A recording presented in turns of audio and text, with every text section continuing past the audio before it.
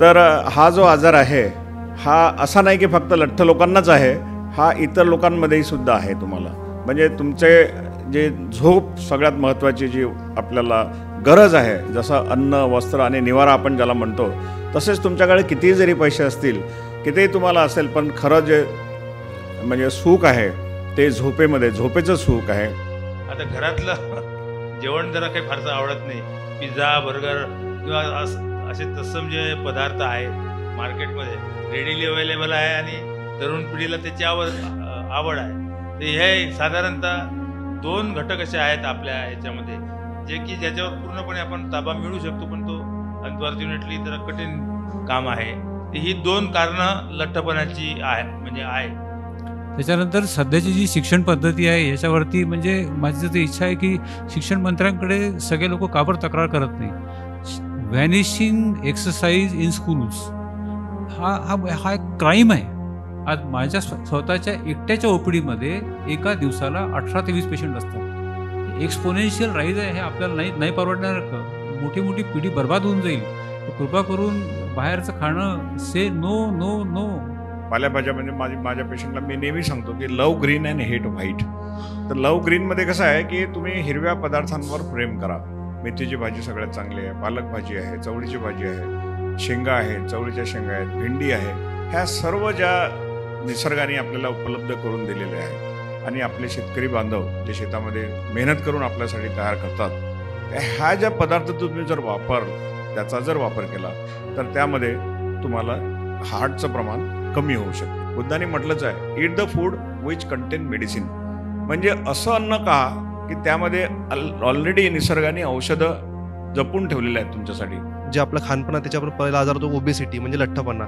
हा आजार होतो. याच्यामुळे लठ्ठपणामुळे आपल्या शरीरातले कोलेस्ट्रॉलचं प्रमाण वाढणं आणि जर कोलेस्ट्रॉल प्रमाण वाढलं त्याच्यामुळे मग आपल्याला हार्ट अटॅक उद्भवणं हे प्रथम संभवते. तर माझंच हे म्हणणं आहे की आपण जे बेसिक फूड आहे आपलं, जी आपली संस्कृती आहे त्याच्यावर आपण कार्य करून आपल्यावर ते संस्कृतीमध्ये जे आपल्याला अन्न सांगितलं आहे आपण ते आपल्याला घ्यायला पाहिजे, ते आपण आवश्यक घेतलं पाहिजे.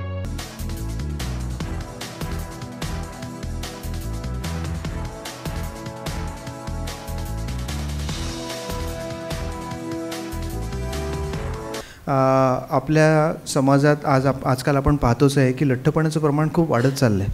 लहानपणी आपल्या शाळेत जाडं असणारं एखाद दुसरंच व्यक्ती असायचं. आता शाळेतल्या मुलांमध्ये बारीक असणारा एखाद दुसरा पोरगा दिसतो.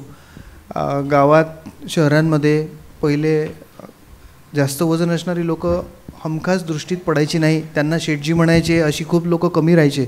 आजकाल शिडशिडीत असणारे, बारीक असणारे लोक कमी असतात. वजन वाढल्याच्याने हृदयरोग, डायबिटीस, मधुमेह, त्याच्यातून येणारे कॉम्प्लिकेशन्स, ह्या सगळ्यांचा धोका खूप जास्त वाढला आहे. घोरण्याचं प्रमाण वाढतं आहे, त्याच्यातूनही बरेच रोग निर्माण होतात. याच्याबद्दल आपल्या समाजामध्ये खूपच कमी माहिती आहे. वाढलेलं वजन किंवा निद्रा रोग हे रोग म्हणून आपण मानतच नाही. तर याच्याबद्दल इनिशियल माहिती देण्याकरता मी डॉक्टर शंकर खोब्रागडेंना विनंती करतो की त्यांनी येऊन प्राथमिकरित्या लठ्ठपणा आणि निद्रा रोगाबद्दल थोडीशी माहिती द्यावी. धन्यवाद मान्यवरांचा. आणि मी 5 मिनटामध्ये एक प्रस्तावना म्हणून एक स्लाईड तुम्हाला प्रेझेंटेशन देतो की झोप आजचा हा जो विषय मिळालेला आहे, सर बसा ना. हां, आजचा जो विषय आहे हा आहे निद्रा नाश आणि लठ्ठपणा. तर मला हे विचारायचं आहे की इथे आपण उपस्थित आहात, बहुजन हिताय संघाचे लोक आहेत, डॉक्टर आंबेडकर मिशनचे आहेत, आवाज इंडिया आहे, रोटरी क्लबचे लोक आलेले आहेत. तर यामध्ये निद्रानाश खरंच कोणाला त्रास देतो का? कोणाला झोप येत नाही? वावरे साहेबांनी हात वर केला. आणखी सर्वांनीच मला वाटते महिलांना जास्त झोप येते, याचा अर्थ महिला फार आहेत, महिलासुद्धा आहेत. तर हा जो आजार आहे हा असा नाही की फक्त लठ्ठ लोकांनाच आहे, हा इतर लोकांमध्येही सुद्धा आहे. तुम्हाला म्हणजे तुमचे जे झोप सगळ्यात महत्त्वाची जी आपल्याला गरज आहे, जसं अन्न, वस्त्र आणि निवारा आपण ज्याला म्हणतो, तसेच तुमच्याकडे कितीही जरी पैसे असतील, कितीही तुम्हाला असेल, पण खरं जे म्हणजे सुख आहे ते झोपेमध्ये, झोपेचं सुख आहे. कारण त्या झोपेमध्ये आपला जो मेंदू आहे हा कसा राहतो, दिवसा आपल्याला सगळ्या गोष्टी मेंदू सतत आघात होत असतात मेंदूवर, तो सहन करत असतो आणि त्याचे परिणाम बॉडीवर होत असतात. एक्सटर्नल स्टिम्युलाय ते सगळे येत असतात आणि मग रात्री जेव्हा आपण झोपतो तेव्हा एक्सटर्नल जे रिस्पॉन्सेस जे किंवा स्टिम्युलस असतात ते तो कट ऑफ होतो आणि मग त्याचं इंटरनली काम, मनाचं जे काम आहे ते झोपेमध्ये, शरीराचं काम तर सुरूच राहते, पण जे मनाचं जे काम आहे ते झोपेमध्ये सुरू राहते. आणि how much sleep do you really need, आपल्याला झोपेची किती जरूरत आहे, किती तास, तुम्हाला किती माहीत आहे तुमच्या माहितीप्रमाणे किती तास झोपायला पाहिजे आपण? 8 तास. सर्वात जास्त झोप कोणाला येत होती? कुंभकर्णाचं नाव ऐकलं असेल ना तुम्ही? सगळ्यात रेकॉर्ड जे आहे ते कुंभकर्णाचं रेकॉर्ड आहे. आणि आमच्या मेडिकल सायन्समध्ये हायपरसोमनिया नावाचा एक आजार आहे, त्यामध्ये सुद्धा झोप येत राहते, खूप जास्त झोप. म्हणजे कोणती गोष्ट ऑप्टिमम लेवलमध्ये असावी, म्हणजे जास्तही नसावी आणि कमी नसावी, मिनिमम ज्याला आपण मॉडरेट, ज्याला ऑप्टिमम म्हणतो ते आवश्यक आहे. लहान मुलांना जास्त झोप असते आणि ओल्ड एजमध्ये जनरली झोप कमी येते. तर जनरली 6 तास, 8 तास, 6 ते 8पर्यंत झोप असायला पाहिजे. पण बरेचसे असे काही प्रोफेशन्स असतात, ज्याला नर्सिंग प्रोफेशन आहे, पायलट प्रोफेशन आहे, डॉक्टर प्रोफेशन आहे. आमच्या डॉक्टरांमध्ये जे रेसिडेंट डॉक्टर्स आहेत ते 24 तास ड्युटीवर असतात, त्यांना केव्हाही उठावं लागतं आणि त्यांना मग कुठेही झोप लागते. 75% जे अडल्ट आहेत American, they experience sleep disorder symptoms at least few nights as per weak and sleep loss impacts on all facts of the life and virtually all organ systems. आणि त्यामध्ये मग ओबेसिटी, स्लीप ॲपनिया हा जो एक आजार असतो. Sleep डिसऑर्डरचे वेगवेगळे लक्षणं असतात आणि त्यामध्ये चिडचिडपणा, झोप न येणे, मग त्यामध्ये भांडणं होणे आणि हजबंड वाईफचे भांडणं होणे, कॉन्फ्लिक्ट होणे, ह्या सगळ्या गोष्टी तुम्हाला मिळतात. आणि ॲक्सिडेंट्स होतात बरेचदा. आता पत्रकार आलेले आहेत, त्यांचेसुद्धा स्वागत आहे इथे. तर पत्रकार बंधूंनासुद्धा रात्री 2-2, 3-3 वाजेपर्यंत रिपोर्ट तयार करावे लागतात, किती स्ट्रेसमध्ये असतात. आणि त्याचप्रकारे सॉफ्टवेअर इंजिनियर्स. तर हॅबिच्युअल स्लीप ड्युरेशन कमीत कमी 6 तास is associated with variety of adverse consequences. ज्याला 6 तासाच्या कमी झोप लागते, 4 तास, 3 तास, 2 तास. आणि बरेचसे पॉलिटिशियन्स आहेत, बरेचसे डॉक्टर्स आहेत. आता आमचे एक डॉक्टर्स होते, त्यांची मला नेहमी आठवण येते, मी तुम्हाला नेहमी सांगतो. डॉक्टर नीतू मांडके प्रसिद्ध कार्डियक सर्जन होते आणि फार कमी झोपायचे ते, म्हणजे 2 तासाची झोप. त्यांना ऑपरेशन्स, त्यांचे बाकीचे कामं, आणि त्यामुळे त्यांचं ब्लड प्रेशर वाढणे, हार्ट प्रॉब्लेम आणि हार्ट अटॅकमध्ये मृत्यू होणे. तर झोप ही फार आवश्यक आहे. आणि जर कमी झोप असेल, तुम्हाला कमी झोप लागत असेल, तर तुम्हाला मधुमेह हा रोग होतो, हार्ट प्रॉब्लेम होतात, इन्फ्लॅमेटरी डिसऑर्डर्स होतात, सायकॉलॉजिकल डिस्टर्बन्सेस. तुम्ही बघा, तुमचा काही गुन्हा नसतानासुद्धा काही लोक तुमच्यावर चिडतात. गाडीचा धक्का जरी लागला, थोडा जरी लागला, की ते भांडणं तिथं उकरून काढतात, तुमचे शेजारी लोक. आणि त्यामध्ये मग टेन्शनसुद्धा राहत नाही, बऱ्याचशा गोष्टी आपल्याला लक्षात राहत नाही अशा. आणि त्यामध्ये 2 महत्त्वाचे हार्मोन्स असतात, एक लेप्टिन आणि ग्रेलिन. तर greater likelihood of obesity due to increase appetite cause by sleep deprivation. जर झोप नसेल तर मग त्यांना काहीतरी करत असतात आणि मग ते खातात, कारण लेप्टिनचं प्रमाण कमी होते आणि ग्रेनिलचं प्रमाण वाढल्यामुळे भूक लागत राहते. मोर स्लीप बेटर हेल्थ, हे बरोबर आहे का? जास्त झोप चुकीची आहे. Long sleep duration more than 9 hours, 9 तासाच्यावर जर तुम्ही झोप घ्याल, have been found to be associated with increase morbidity, illnesses, accident, mortality. And some research has found U-shaped curve where both the sleeping too little and sleeping too much may put you at the risk. तर population at the risk for the insomnia, म्हणजे ज्यांना ladies लोक, त्यांना आता काही मुंबईच्या ज्या स्त्रिया असतात त्यांना लोकल 6 वाजताची, 5 वाजताची, तर त्यांना घरी 4 वाजता उठावं लागते, ऑफिसमध्ये जावं लागते, तिथून आल्यानंतर पुन्हा घरचे कामं करावं लागतात, मुलांचे कामं करावं लागतात. त्यांच्या झोपेचा जे कोटा आहे तो त्यांचा वाढत जातो आणि त्यांना फार झोप येते. Comorbid medical illnesses like respiratory, दम्याचे patient, neurological disorders, Alzheimer diseases, बाकी स्मृतिभ्रंशवाले, सायकॅट्रिक इलनेसेस, सिझोफ्रेनियाचे पेशंट, ते फार डेंजरस असतात. सिझोफ्रेनियाचे तुमच्यासोबत कधी ते भांडण करतात, कधी काही मर्डर पण करू शकतात. लोअर सोशो इकॉनॉमिक स्टॅटस, आता मुंबईमध्ये एका रूममध्ये 10-10 लोक राहतात, कसे झोपत असतील, कुठे झोपत असतील? झोपडपट्टीचे लोक, divorce, non traditional work schedules, prevalence of insomnia by the age group. जसं तुमचं वय वाढत जाईल तशी तुमची झोप कमी होत राहील. कोमॉर्बिड इन्सोमनिया, यामध्ये heart diseases, respiratory, peptic ulcer, gastroesophageal reflux, बऱ्याचशा लोकांना ॲसिडिटीचा त्रास असतो. पार्किन्सन मी सांगितलेलं आहे, रोमॅटिक डिसऑर्डर्स आहे, जॉईंट प्रॉब्लेम आहेत, psychiatric disorder, breathlessness, menopause, hyperthyroidism. जसं थायरॉटॉक्सिकोजचे जे पेशंट असतात ते अलर्ट राहतात नेहमी, म्हणजे एखादा ससा कसा असतो त्या सशासारखे त्यांचे गुण असतात आणि मग ते सतत अलर्ट असतात, त्यांचा हार्ट रेट जास्त असतो, डोळे मोठे असतात आणि त्यांना लूज मोशन्स, डायरिया होतो आणि झोप फार कमी असते त्यांची. त्यानंतर यामुळे sleep apnoea, restless leg syndrome, periodic limb movement disorders अशा बऱ्याचशा ज्या गोष्टी आहेत त्या तुम्हाला झोपेच्या कमतरतेमुळे जाणवतात.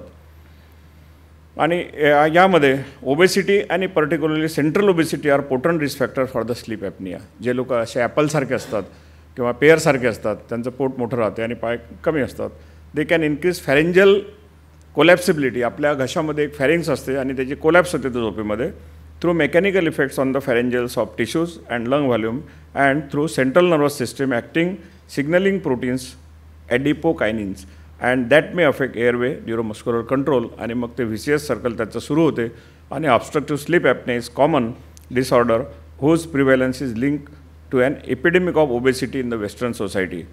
Sleep apnea is due to recurrent episodes of upper respiratory obstruction during the sleep that are caused by elevation in the upper airway collapsibility. यामुळे हे सगळं मेकॅनिझम आहे. मी जास्त डिटेलमध्ये न जाता पुढच्या याला मी तुम्हाला म्हणजे कॉजेस सांगितलेले आहेत. हेवी फूड, लोक भरपूर जेवतात कधी कधी आणि मग अनइझीनेस त्यांना जाणवते झोपेमध्ये. अल्कोहोलचं प्रमाण, जे लोक अल्कोहोल घेतात आणि स्ट्रेसमध्ये राहतात, काही लोक बऱ्याचशा गोळ्या जाऊन घेतात, थोडं डोकं दुखलं तरी गोळ्या घेणे, ह्या सगळ्या प्रॉब्लेममुळे तुम्हाला हे सगळे प्रॉब्लेम.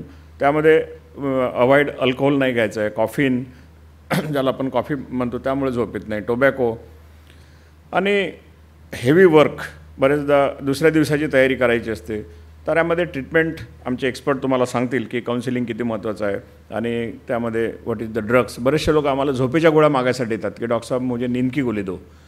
आणि झोपेच्या गोळ्या घेतल्यानंतर त्याचा मिसयूजसुद्धा होतो. बरेचदा तुम्हाला ट्रेनमध्ये काही कोल्ड्रिंकमध्ये सुद्धा झोपेच्या गोळ्या देऊन तुमचे सामान, बॅग, मोबाईल हे सुद्धा चोरी जातात. तर एवढं बोलून मी माझे प्रास्ताविक संपवून आणि आमचे जे एक्सपर्ट इथे बसलेले आहेत त्यांना निमंत्रित करतो की त्यांनी सर्वप्रथम डॉक्टर देशपांडे सरांना विनंती करतो की त्यांनी इथे येऊन तुमचे जे काही प्रश्न असतील, जे मार्गदर्शन करतील, असे मी त्यांना विनंती करतो. सगळ्यांच्या मनात काही जर प्रश्न असतील लठ्ठपणाबाबत किंवा झोपेबद्दल, तर तुम्ही कुठल्याही वेळेस तुम्ही विचारू शकता.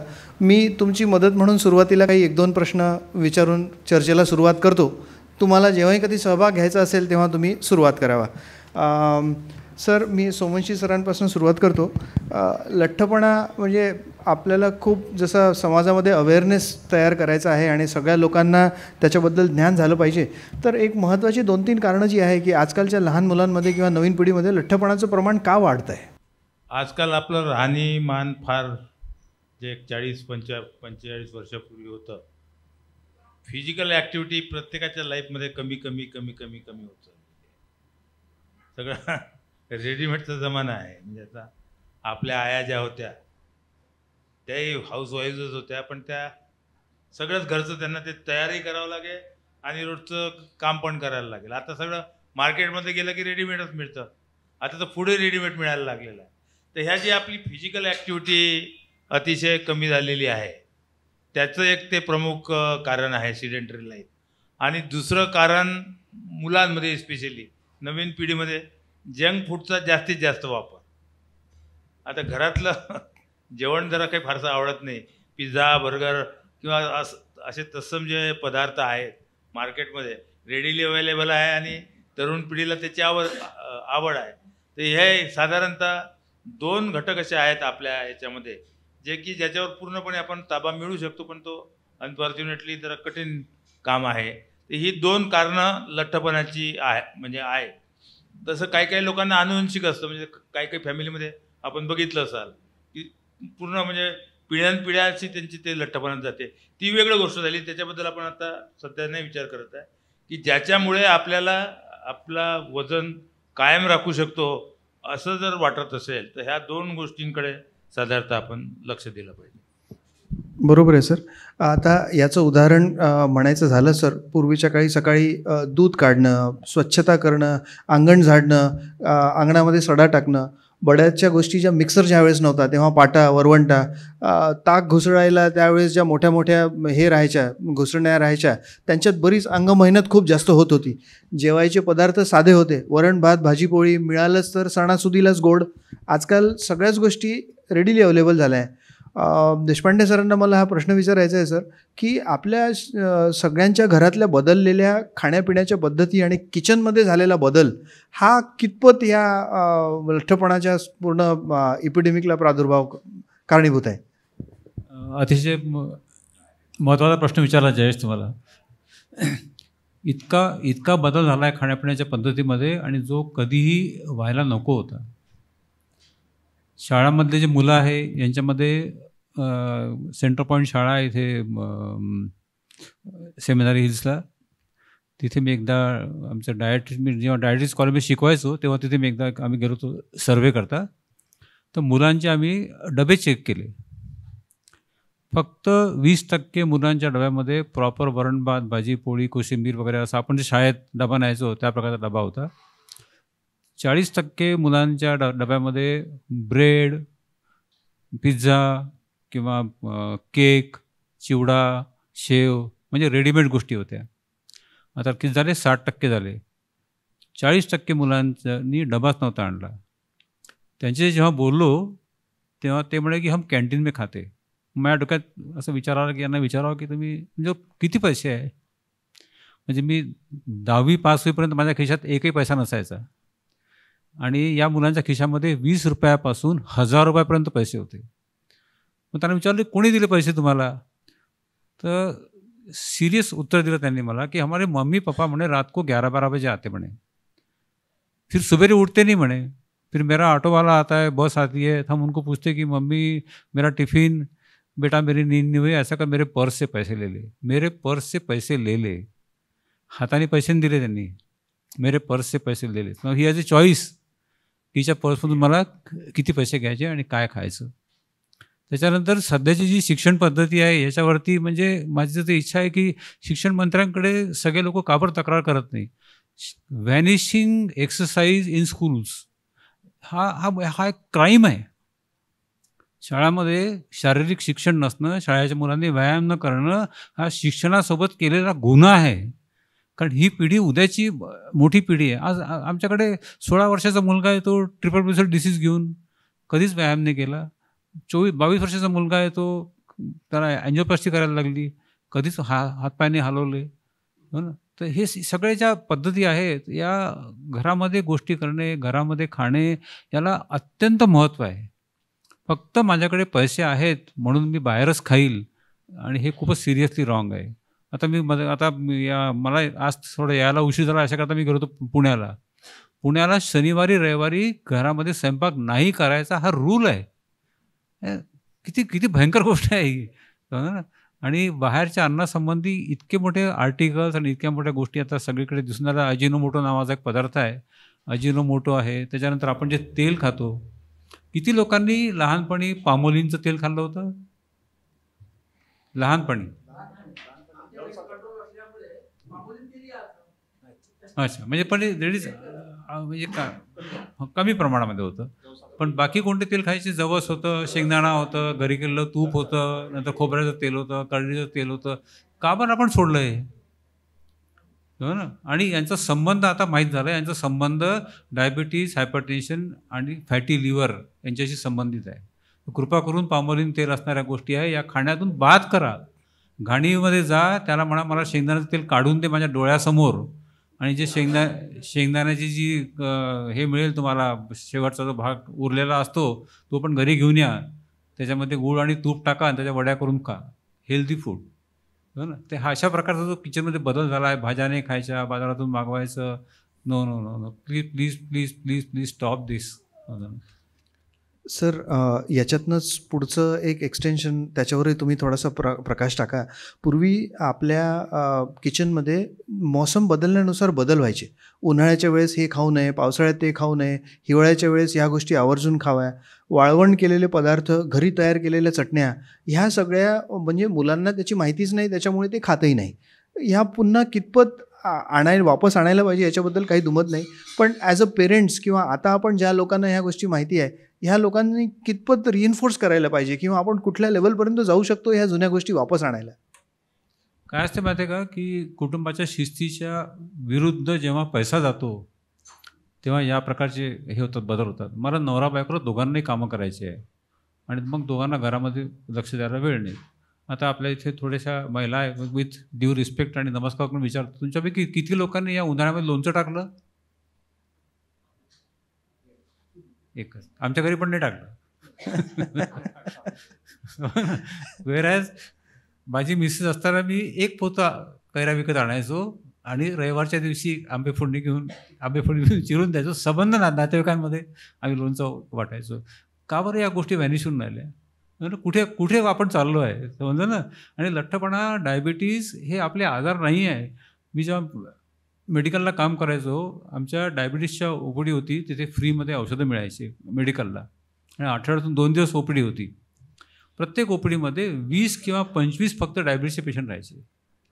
आज माझ्या स्वतःच्या एकट्याच्या ओपीडीमध्ये एका दिवसाला 18 ते 20 पेशंट असतात. एक्सपोनेन्शियल राईज आहे, हे आपल्याला नाही परवडणार. मोठी मोठी पिढी बर्बाद होऊन जाईल. कृपा करून बाहेरचं खाणं, से नो नो नो. किंवा तुम्ही थोडीशी माहिती द्या. सर्वप्रथम तुमचं अभिनंदन सचिव पद तुम्ही ग्रहण केल्याबद्दल, आणि आजचा हा कार्यक्रम बहुजन हित संघासाठी आयोजन करण्याची परवानगी दिल्याबद्दल धन्यवाद. तुमचे जे 2 प्रश्न आहेत की आपण जेवणामध्ये काय बदल करायला पाहिजे आणि व्यायाम, फार महत्त्वाच्या 2 गोष्टी तुम्ही मला विचारल्या.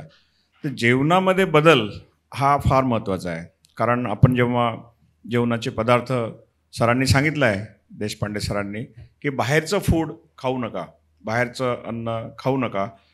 आणि पुण्यामध्ये, मुंबईमध्ये तर बटाटावडा तुम्हाला माहीत आहे किती फेमस आहे. तर आपल्या घरीसुद्धा येणाऱ्या पाहुण्यांसाठी, आपल्या घरी बरेचदा पाहुणे येतात, मग तिथे आपण पोहे वगैरे त्यांना देतो किंवा तळलेले पदार्थ देतो. त्यापेक्षा जर त्यांना तुम्ही ॲपल दिले किंवा आपल्या जेवणामध्ये उसळला फार महत्त्व आहे. की आपल्या घरी चणा असतो, वाटाणे असतात, मोठ असते, आणि ह्या डाळी असतात, प्रोटीन्सचे भरपूर चांगले प्रमाण असतात, आणि पालेभाज्या असतात. पालेभाज्या म्हणजे माझ्या पेशंटला मी नेहमी सांगतो की लव ग्रीन अँड हेट व्हाईट. तर लव ग्रीनमध्ये कसं आहे की तुम्ही हिरव्या पदार्थांवर प्रेम करा. मेथीची भाजी सगळ्यात चांगली आहे, पालक भाजी आहे, चवळीची भाजी आहे, शेंगा आहेत, चवळीच्या शेंगा आहेत, भेंडी आहे. ह्या सर्व ज्या निसर्गाने आपल्याला उपलब्ध करून दिलेल्या आहेत, आणि आपले शेतकरी बांधव जे शेतामध्ये मेहनत करून आपल्यासाठी तयार करतात, त्या ह्या ज्या पदार्थ तुम्ही जर त्याचा जर वापर केला तर त्यामध्ये तुम्हाला हार्टचं प्रमाण कमी होऊ शकते. कारण त्यामध्ये तेलाचं जे आपले शेतकरी लोक जे घेतात, शेतकरी बघा काय खातात, त्यांच्या शेतामधल्याच तुरीच्या डाळी असतात आणि ज्वारीच्या भाकरी असतात. आता मी लहानपणी असताना आमच्या घरी ज्वारीची भाकरीच बनायची आणि तुरीची डाळ किंवा मुगाची डाळ हेच राहायचं. बाकी तळलेले पदार्थ किंवा बाकी असे काही जे असतात गोड पदार्थ हे नव्हते. तर आत्ताच्या जेवणामध्ये जो बदल झालेला आहे, आता जर तुम्ही पाहाल तर झोमॅटो आलेलं आहे. लोक ऑर्डर देतात आणि रात्री 12पर्यंत ते आमच्या हॉस्पिटलला येऊन ते ॲड्रेस विचारतात की बाजू के बिल्डिंग में हमको सप्लाय करना है की इनका ॲड्रेस कहाँ पर आहे. म्हणजे पण ती परिस्थिती पण तशी आहे, कारण आता सॉफ्टवेअरचे इंजिनियर्स आहेत, त्यांना काम करावं लागतं, त्यांच्या घरी कोणी राहत नाही, हॉस्टेलमध्ये राहतात, तर दे हॅव टू डिपेंड, त्यांना त्या अन्नावर जगावं लागतं. मुंबईचे लोक बघा, सकाळी कामावर जातात, एक वडापाव खाऊन जगतात कशा तरी. तर हा जो बदल आहे प्रत्येकाच्या जीवनामध्ये, पण आपल्याला जेव्हा जेव्हा अशी संधी मिळते की आपलं चांगलं अन्न कसं खावं, बुद्धांनी म्हटलंच आहे, eat the food which contain medicine. म्हणजे असं अन्न का की त्यामध्ये ऑलरेडी निसर्गाने औषधं जपून ठेवलेले आहेत तुमच्यासाठी. उन्हाळ्यामध्ये चिंचा खातो आपण किंवा कैऱ्या खातो, पाणी भरपूर प्यावं लागते. निसर्गाचा चमत्कार बघा, टरबूज किती चांगला आहे. जसं भंडाऱ्याच्या बाजूला समजा एखादी नदी आहे, तिथे पाणी घाणेरडं आहे, तर त्याचा नैसर्गिक ते पाणी टरबुजामध्ये जाऊन तुम्हाला तिथून डिहायड्रेशन होऊ नये उन्हाळ्याच्या, असे बरेचसे काही तुम्हाला ते दिसतील. तर जेवणामध्ये सुद्धा आपण बदल नक्की करू शकतो. आणि हे सर्व माणसांचं जीवन कोणाच्या हातामध्ये आहे? स्त्रियांच्या हातामध्ये आहे आणि डॉक्टरांच्या हातामध्ये आहे. 2च गोष्टी महत्त्वाच्या आहेत जीवनामध्ये. एक तर आपली आई आपलं जेवण बनवते आणि आपली पत्नी नंतर जेवण बनवते. तर त्यांना दोघांना जर कळलं की आपल्या मुलाचं आयुष्य आणि आपल्या पतीचं आयुष्य चांगलं राहावं, यासाठी तेलाचा वापर कमीत कमी करावा आणि कोणतं तेल वापरावं यालासुद्धा खूप महत्त्व आहे. जसं आपले लोक जवसाचं तेल खायच्या आधी, भुईमुगाचं तेल, पण आता पाम तेल जे आहे ती डेंजरस आहे, सरांनी सांगितलं आहे, आणि त्याच्यामुळे हार्ट अटॅक लवकर येतो. व्यायाम, सरांनी दुसरा प्रश्न मला विचारला की व्यायाम कसा करावा. व्यायाम तर आपल्याला आवश्यकच आहे, आणि जसं मॉर्निंग वॉक आहे, सकाळी लोक दयानंद पार्कमध्ये जातात, बरेचसे पार्क आहेत, तिथे जायला पाहिजे. ऑक्सिजनचा पुरवठा चांगला मिळतो. आणि बरेचसे लोक उशिरा झोपेतून उठतात आणि मग व्यायाम करू शकत नाही, रात्री मोबाईलवर गेम खेळत बसतात किंवा आणखी बऱ्याचशा अशा गोष्टी आहेत. पण व्यायामाचं महत्त्व ज्याला बुद्धाच्या काळामध्ये चारिका म्हणण्यात येत होतं. आता भिक्खू लोक बघा तुम्ही, जापानचे एक भिक्खू आहेत आमच्याकडे, नागार्जुन सुराई ससाई, 90 वर्षाच्या वर त्यांचं वय आहे आणि आपल्यापेक्षा ते फास्ट चालतात. 3रा मजला चढून रामटेकला त्या बिल्डिंगमध्ये ते जातात आणि त्यांचं अन्न जर तुम्ही बघाल तर ते अगदी ड्रायफ्रूटसारखं ड्राय अन्न राहतं जापानचं. ते आपल्यासारखं तेलाचे वांगे किंवा मसाले वांगे किंवा तळलेले, आपण जे कॉस्टली फूड खातो त्यामुळे कॉस्टली आजार होतात. जर तुम्ही महाग अन्न खाल तर तुम्हाला महाग आजार होणार आणि स्वस्त अन्न खाल तर स्वस्त आजार होणार. आणि बरंचसं अन्न तुम्ही डॉक्टरांसाठी खाता, तुम्हाला पराठ्याची जरूरत नाही आहे. 4 पराठे जर तुम्ही खाल्ले तर त्यामध्ये 3 पराठे दुसऱ्यांसाठी असतात. फार्मसीवाला एक असतो, त्यानंतर डॉक्टर असतो, बायपासवाला असतो, डायबिटीसवाला असतो. म्हणजे कितीतरी लोक तुम्ही जगवता. म्हणजे तुम्ही किती दयाळू आहात खरं म्हणजे आमच्याकडे गाड्या असतात ह्या तुमच्या खाण्यामुळेच असतात आणि अतिसेवनामुळे होतात. कॅलरी व्हॅल्यू तुम्हाला जर 1800 पाहिजे तर तुम्ही 2000 3000 घ्याल. तर only I thank you because you are eating for others. पण डोंट डू दॅट. तुम्हाला जेवढं आवश्यक आहे द्विवेदी मॅडम तुम्ही तेवढंच घ्या. हां, तुम्ही दुसऱ्यासाठी खाता आणि मग त्याच्यामुळे आजार सुद्धा होतात तुम्हाला. हा एक खूप माझं एक ऑब्झर्वेशन आहे. आणि मला नेहमी विचारण्यात आहे की तुम्ही अँटी हल्दीराम आहात का? तुम्ही त्या दिवशी मला विचारलं प्रेस कॉन्फरन्समध्ये की एस अँटी हल्दीराम. आता सरांनी सांगितलं की त्या काळामध्ये हाँ वो एसिडिटी उसके लिए कि ऑयल में फ्राई होता है बहुत सारी चीज़ें और प्रिजर्वेटिव रहते हैं उसमें. आप सादे काजू खाने के बाद में कुछ नहीं होता. वही आप फ्राइड काजू खा लो जो प्रोसेस रहते, जसं इंडिगोमध्ये तुम्हाला ते देतात, काजू देतात, फ्राईड असतात. ते तुम्ही खाल्ल्यानंतर त्यातलं जे ऑइल असतं ना ते वर येते आणि त्यामुळे तुम्हाला रिफ्लक्स होतो. साध्या तुम्ही जर शेतकऱ्यांनी जर मुगाची डाळ तुम्हाला दिली ती तुम्ही रात्री भिजवून खाल्ली सकाळी थोडी भाजून वगैरे तर तुम्हाला काही होणार नाही. पण तुम्ही हल्दीरामची डाळ आणा मुगाची, ती कॉस्टली पण आहे आणि त्याच्यामुळे जे प्रोसेस करतात टिकावं म्हणून त्याच्यामध्ये बरेचसे हे करतात तर दॅट इज डेंजरस. म्हणून it the food which contain medicine. Apples आहेत किंवा एक फ्रूट दररोज घ्यायला पाहिजे आणि व्यायाम करायला पाहिजे. मला मी तुम्हाला सांगितलं कम्मोड फिलॉसॉफी सांगितले की कम्मोड फिलॉसॉफी म्हणजे कसं काय की आपण कम्मोडवर बसल्यानंतर आपण टॉयलेट करून त्यामध्ये जे वेस्ट प्रॉडक्ट सोडू आणि इमिजिएटली आपण फ्लश करतो within A fraction of second. That it keeps, ते स्वच्छ राहते आणि त्या स्वच्छ राहण्याचे आपण घरामध्ये नेहमी प्रयत्न करतो की ते स्वच्छ राहायला पाहिजे. तसंच आपल्या बॉडीमध्ये जे आपण टाकू, जे काही आपल्याला डस्टबिनसारखं आपण आपलं पोट वापरतो, जे काही असेल त्यामध्ये ठेवत राहतो आणि त्याच्यामुळे आपलं डस्टबिन होते. तर त्यामध्ये जर तुम्ही घेतल्यानंतर व्यायाम केला तर तुम्हाला ते कम्मोडसारखंच तुमचं शरीर क्लीन राहील. याची फार जबाबदारी आणि व्यायामाला फार महत्त्व आहे. सायकलिंग, स्विमिंग, पायऱ्या चढणे उतरणे. आता बरेचदा इथे लिफ्ट आहे पहिल्या मजल्यावर, तरी पहिल्या मजल्यावर सुद्धा लोक लिफ्ट वापरतात. आता पहिल्या मजल्यावर लिफ्टची काही जरूरत नाही, 3 मजल्यापर्यंत तुम्ही आरामात चढू शकता. आणि त्याच्यामध्ये काय होतं की तुम्हाला 4था मजला तुम्ही चढल्यानंतर तुम्हाला छातीमध्ये भारी भारी वाटायला लागलं, दम लागायला लागला तर तुम्हाला स्वतःच ओळखू शकता की मला हार्टचे प्रॉब्लेम आता सुरू झाला. 55 वर्षानंतर 60 वर्षानंतर तुम्हाला असं वाटलं की 4था मजला मी आरामात चढत होतो पण आता मी नाही चढू शकत, म्हणजे मला काहीतरी करोनरी आर्टरीचा डिसीज झालेला आहे. Go to the doctor, ECG करा, ट्रेडमिल करा आणि तुमचं अगोदरच निदान करा. हार्ट अटॅक येण्याच्या अगोदरच. म्हणजे तुम्हाला हा एक सिंपल टेस्ट आहे. छान गोष्टी सांगितल्या सर तुम्ही. थँक्यू. होय, आता व्यायामाचं महत्त्व आणि जेवणाचे काय बदल केले पाहिजे हे तर आपण पाहिलंच. एक तोष्णीवाल सर, एक जसं याच्यातनं लठ्ठपणामुळे किंवा निद्रानाशीमुळे किंवा याच्यातून कुठले कुठले रोग संभवतात आणि फक्त एक गोष्ट जी आपण कंट्रोल करू शकतो त्याने किती फरक पडू शकतो याच्याबद्दल आम्हाला थोडीशी माहिती द्या. धन्यवाद तिमाने सर. सर्वप्रथम मला आपला सर्वांचं स्वागत करायचं आहे की आपण इथे आल्यात आणि आमच्या सर्वांकडनं आपल्याला जो मौलिक सल्ला भेटत आहे तो आपण आपल्या जीवनात अवगत करावा, ही माझी पहिली विनंती आहे आपल्या सगळ्यांना. तसं आता आजचा आपण बघितला जसा विषय आहे की लठ्ठपणा आणि निद्रानाश. लठ्ठपणा व्हायचं कारण सरांनी सांगितलंच आहे की कारण काय लठ्ठपणा व्हायचं. ते लठ्ठपणामध्ये आपल्या खानपानामधले बदल झालेले आहेत, त्याच्यामुळे आपली जी जीवनशैली आहे ती फार बदललेली आहे. दगदगीचं धकाधकीचं जीवन आहे आपलं. त्याच्यानंतर आपल्या सवयी ज्या आहेत खूप बदललेल्या आहेत.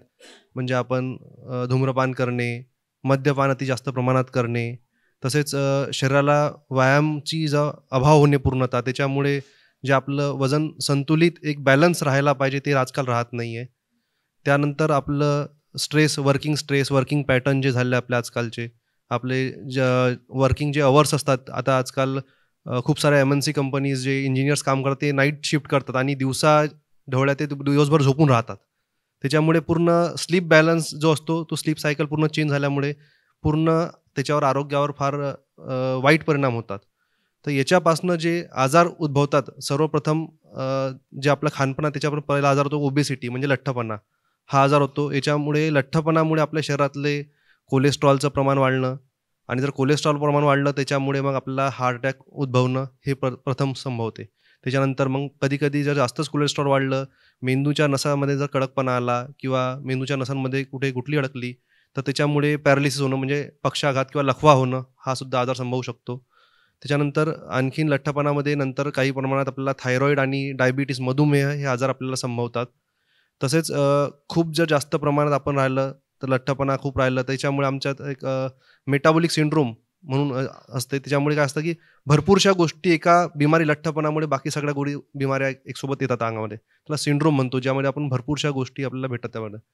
तसेच आपल्याला नवीन आता काही लोकांना जर आपण ते म्हणतो की लिव्हरचे आजार जे येतात त्याला आम्ही म्हणतो नॉन अल्कोहोलिक स्टेटोहेपॅटायटिस, म्हणजे जे दारू न पिल्यामुळे सुद्धा शरीरातली चरबी जर वाढली तर त्याच्यावर जे चरबी आपल्या लिव्हरभोवती जमा होते त्याच्यामुळे लिव्हरमध्ये सुद्धा आपल्याला त्रास जाणवू शकतो आणि त्याच्यावर लिव्हरमध्ये खराब येऊन पुढे लिव्हर फेल होणं किंवा मग त्याच्यानंतर लिव्हरचा कॅन्सर उद्भवणं ह्या गोष्टीसुद्धा आपल्याला संभवू शकतात कधी कधी.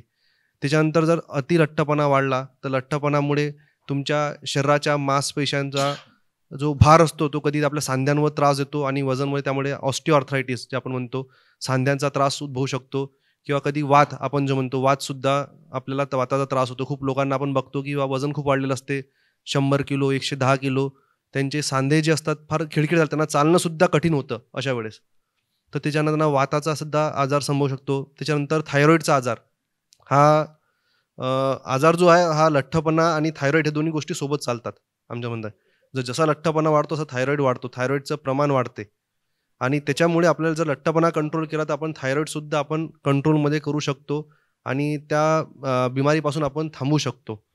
तर हे काही आजार आहेत की त्यामुळे जर लठ्ठपणा वाढला तर हे आजार आपल्याला उद्भवतात आणि याच्यावर आपण जर आपलं प्रायमरी प्रिव्हेन्शन जर आपण त्याच्यावर आपण स्टेप घेतली तर आपण त्याच्यापासून थांबू शकतो आणि त्यांना आपण रोकथाम करू शकतो. तर सरांनी सांगितलं आजकालचं जीवन फूड्स कसं वाढलं आहे, तर मला असं वाटतं आपण जास्त आजकाल जे आहे ते आपण रील फूड्सवर बघतो, रिअल फूडवर नाही राहत. आपण जे आपलं रील फूड्स आपण बघतो इंस्टाग्राम, यूट्यूब, फेसबुकला रील्स दाखवतात. आपण नवीन आजकाल तुम्ही नवीन ट्रेंड आहे फूड ब्लॉगरचा. फूड ब्लॉगर आपल्याला अमक्या हॉटेलमध्ये हे खूप चांगले भेटते, पनीरची भाजी चांगली भेटते, अमक्या हॉटेलमध्ये हे नॉनव्हेज चांगलं भेटते, तिथे आम्हाला चांगले हे स्टार्टर भेटतात, हे दाखवतात. आपण कोणी इथे ट्रेंड बघत नाही. आपण कोणी तुम्हाला घरच्या गोष्टी काय बनवतं, आपण चांगल्या गोष्टी काय खाऊ शकतो हे कोणी दाखवत नाही. की घरी तुम्ही मटकीची उसळ कसं बनवतात. माझे एक कझिन आहे, सांगू शकतो, ते पुण्यामध्ये राहते. तिथे क्लास सुरू झाले की जे आपल्या आजी आपल्याला घरी फूड्स बनवायचे, मटकीची उसळ बनवणं, लोणचे टाकणं, पापड बनवणं, ह्या गोष्टी शिकवल्या जातात. ज्या गोष्टी आपल्याला आधी आपल्या पिढीना पिढी आपल्याला यायला पाहिजे त्या गोष्टी आपल्याला माहीत नाही आहे. पण तेच जर तुम्हाला कोणाला मंचाऊ सूप बनवायला सांगा, मंचुरियन बनवायला सांगा, तर आजकालची पिढी फटकन बनवते. पण त्यांना जर तुम्ही म्हटलं पापड बनवा साधे, तर पापड कोणालाच बनवता येत नाही. तर आजकाल पुण्यामध्ये हा ट्रेंड सुरू झाला आहे की तिथे ह्या गोष्टी शिकवल्या जातात की पापड कसे बनवायचे, उसळ कशी बनवायची, मटकीची उसळ कशी बनवायची, लोणचं कसं टाकायचं, ज्या फूड्स आपण रेग्युलर खाऊ शकतो ते बनवायचे कसे, ते की सरळ सिंपल. जर आपण इव्हन घरीसुद्धा आपण जर कुठे आपल्या नातेवाईकांशी, आईवडिलांशी, आईशी, आजीशी आपण जर तुम्ही कोणाला विचारलं तर तुम्हाला ते सांगतील, पण आपण कोणाशी विचारतच नाही. आपण बस बाहेरचं फूड घेतो, ते खातो. त्यामुळे आपल्याला आता आजी आजोबासोबत राहिलेले नाही आहेत, सगळे पुण्या मुंबईला वर्किंगला राहतात, पण त्यांना गोष्टी भेटतच नाही आहे. मग त्यांना ह्या गोष्टी जर खायची इच्छा झाली तर कुठे भेटणार. मग त्यांना हे आजकाल बाहेर क्लासेस लावून शिकवा लागतात आणि ह्या गोष्टी खायला जातात. तर माझंच हे म्हणणं आहे की आपण जे बेसिक फूड आहे आपलं, जे आपली संस्कृती आहे त्याच्यावर आपण कार्य करून आपल्या ते संस्कृतीमध्ये जे आपल्याला अन्न सांगितलं आहे आपण ते आपल्याला घ्यायला पाहिजे, ते आपण आवश्यक घेतलं पाहिजे. तर आपण ह्या आजारांपासून 100% दूर राहू. छान माहिती सांगितली डॉक्टर तोष्णीवाल तुम्ही. नुसती याच्यातनं होणारे प्रॉब्लेमच नाही तर त्याच्यापासून कसं आपण जाऊ शकतो. जुन्या जीवन पद्धतींचा, साध्या साध्या गोष्टींचा आपण अवलंब केला तर ह्या सगळ्याच गोष्टीपासून आपल्याला बरीचशी मुक्तता मिळू शकते.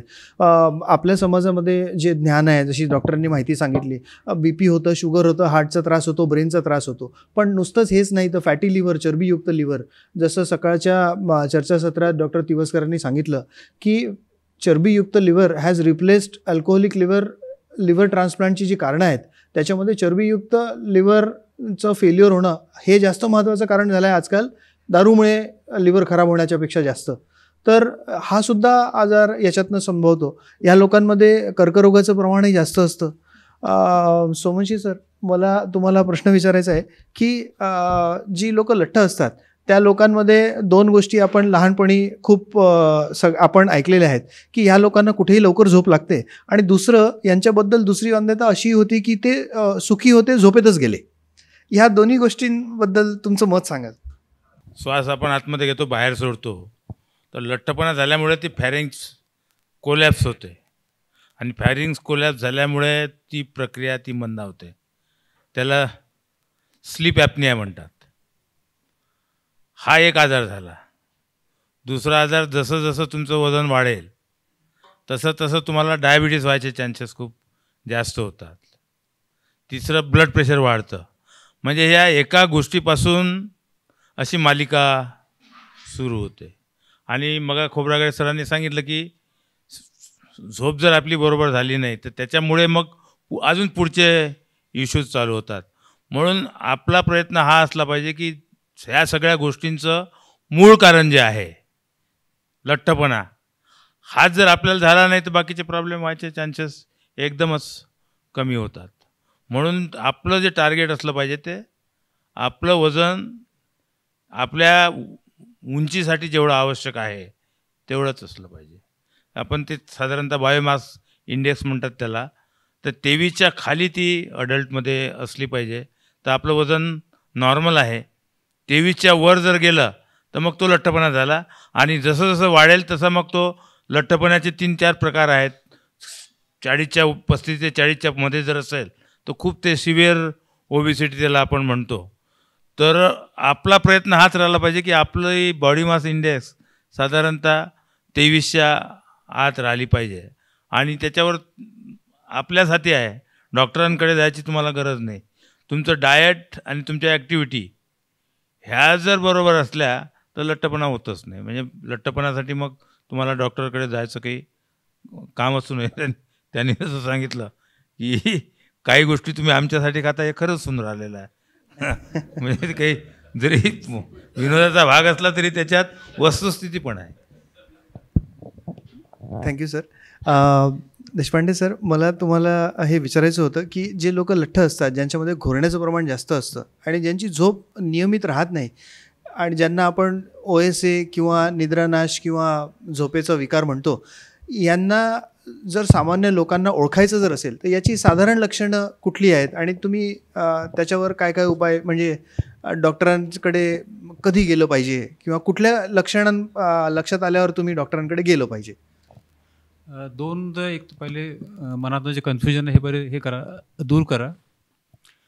सगळे लठ्ठ माणसं घोरतात हे जरूर नाही, आणि सगळे रोड माणसं घोरतच नाही असं पण नाही, हो ना. पण रोड माणसांना जर घोरणं असेल तर त्यांना कान, नाक, घसा आणि रेस्पिरेटरी फिजिशियन असतात यांच्याकडे जाऊन स्पेसिफिक मत घ्यायला पाहिजे. कारण या लोकांना आतमध्ये काहीतरी मेकॅनिकल प्रॉब्लेम असतात ज्याच्याकरता निश्चित एक ट्रीटमेंट करायला लागते. तो भागच अलग झाला. जेव्हा तुम्ही लठ्ठ होता तेव्हा तुमच्या शरीरामधली चरबी वाढते, आणि चरबी 2 ठिकाणी वाढते. एक म्हणजे बाहेरून दिसणारी, सुटलेलं पोट, जाड्या मांड्या, जाडं पोट, कंबर, पाठ वगैरे सगळं सुटलेलं. आणि दुसरी चरबी जी वाढते ही आतमध्ये वाढते. म्हणजे जिथे आपण ज्याला जसं जीभ आहे आणि घसा आहे याच्यामध्ये जे आतला जो हे पापुद्रा असतो ज्याला आपण म्युकोसा म्हणतो, त्याच्या आतमध्ये पण चरबी व्हायला लागते, जमा व्हायला लागते. सगळे लोक जेव्हा झोपतात तेव्हा त्यांचे श्वासाचा मार्ग असतो हा थोडा लहान होतो. जेव्हा तुम्ही पूर्णपणे रिलॅक्स झोपता तेव्हा तुमचे सगळ्या मसल रिलॅक्स होतात, या पण मसल रिलॅक्स होतात, आणि श्वासाचा मार्ग थोडा लहान होतो. त्याच्यामुळे जेव्हा तुम्ही खूप थकले असाल त्या दिवशी तुम्ही थोडेसे घोरता. जे नेहमी घोरत नव्हते ते खूप थकले असताना घोरतात. परंतु जे लोक लठ्ठ असतात यांच्यामध्ये हा मार्ग एवढा अवरुद्ध होतो की तो असा स्लिटसारखा होऊन जातो. आणि शिट्टीमधून फुंक मारताना कसा आवाज येतो त्या प्रकारे त्यांचा घोरण्याचा आवाज होतो. आणि आता यांचा घोरण्याचा पॅटर्न समजून घ्या. सगळंच घोरणं वाईट नसते. जे लोक संथपणे घोरतात आणि ज्यांचा घोरण्याचा आवाज तोच राहतो रात्रभर, आणि सकाळी उठल्यानंतर ते म्हणतात की माझी झोप पूर्ण झाली.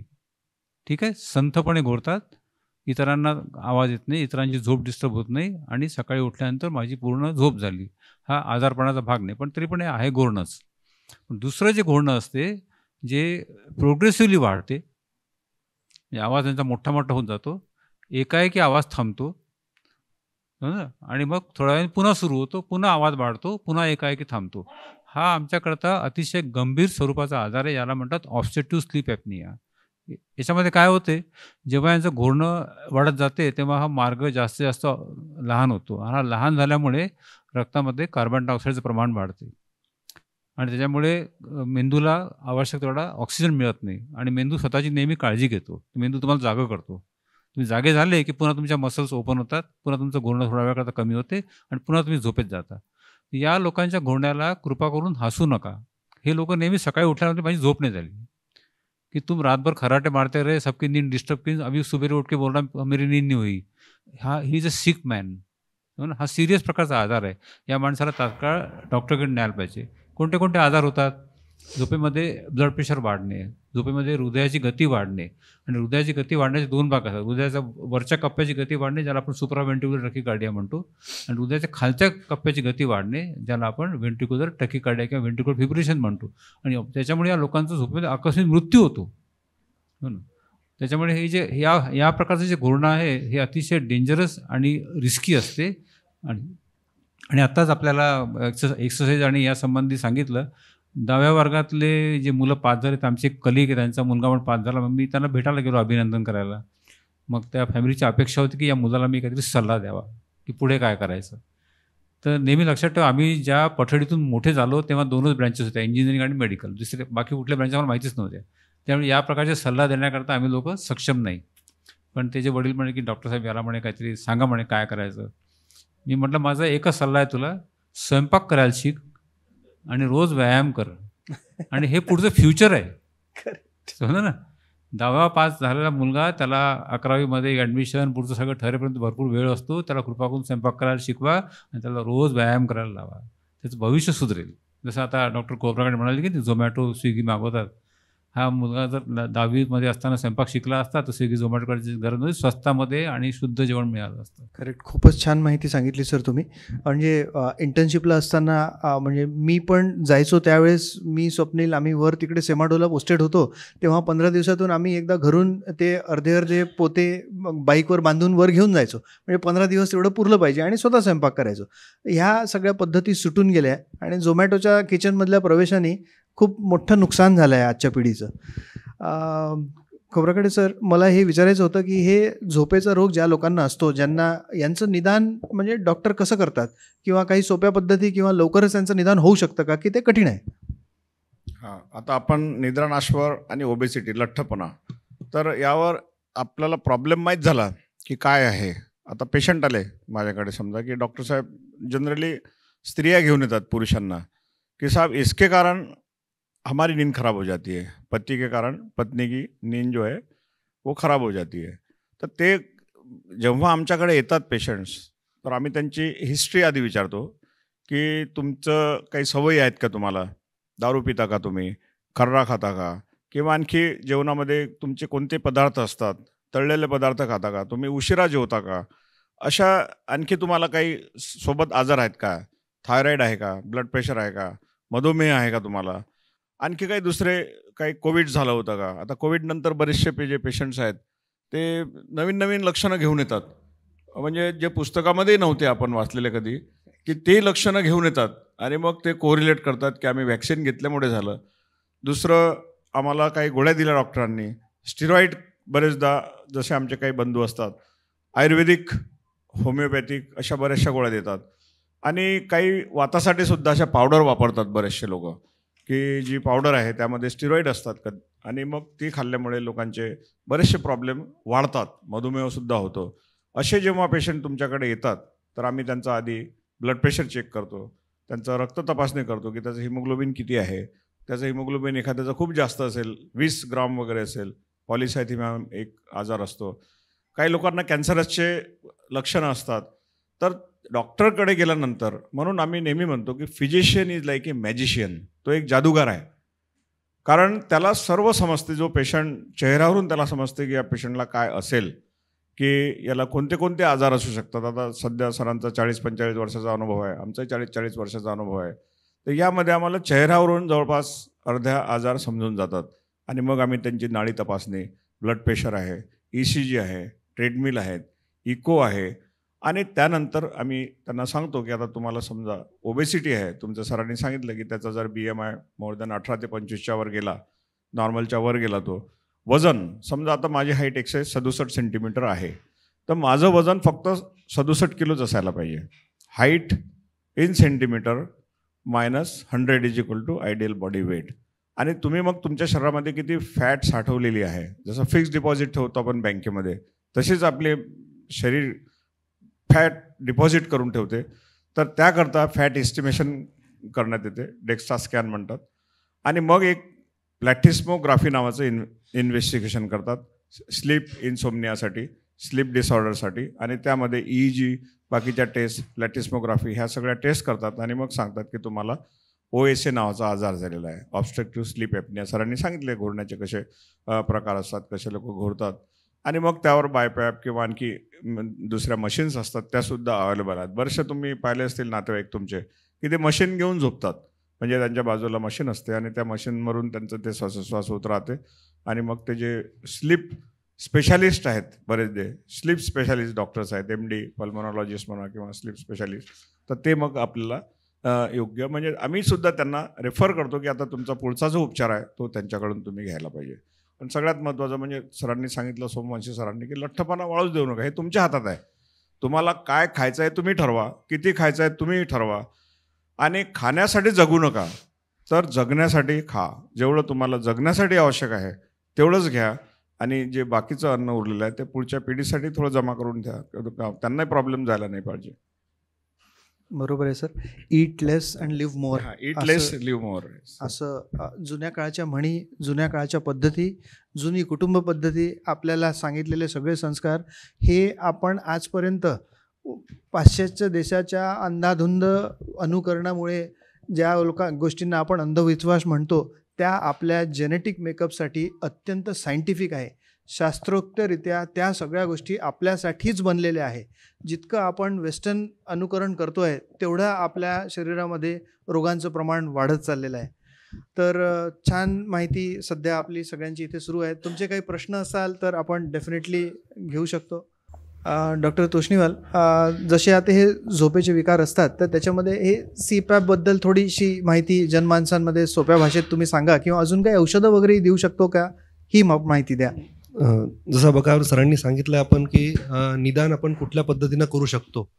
तसं एकदा निदान झाल्यानंतर आपल्याला प्रमुख उपचार म्हणजे काय असतं की जो आपल्या बिमारीचं मूळ आहे ते आपल्याला दुरुस्त करायचं. म्हणजे जर कोणाला लठ्ठपणा असेल तर आपल्याला लठ्ठपणा त्याचा कमी करावा लागेल.